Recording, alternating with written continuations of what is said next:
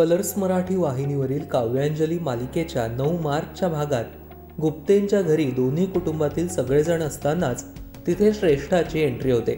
तिला पाहून विश्वजितला तर धक्काच बसतो। मग श्रेष्ठा सगळ्यांची माफी मागत बोलते, सॉरी, मे बी माझी वेळ चुकली असेल, पण मला यावंच लागलं। पुढे ती सगळ्यांना सांगते, विश्वजितचं काव्यावर कधीच प्रेम नव्हतं। त्याने खरं प्रेम केलं ते फक्त माझ्यावर आणि आमचं होणारं बाळ आमच्या प्रेमाची निशाणी आहे। हे ऐकून अंजली, मधुरा, प्रीतम या सगळ्यांना धक्काच बसतो, कारण त्यांना आतापर्यंत यातलं काहीही माहितीच नसतं।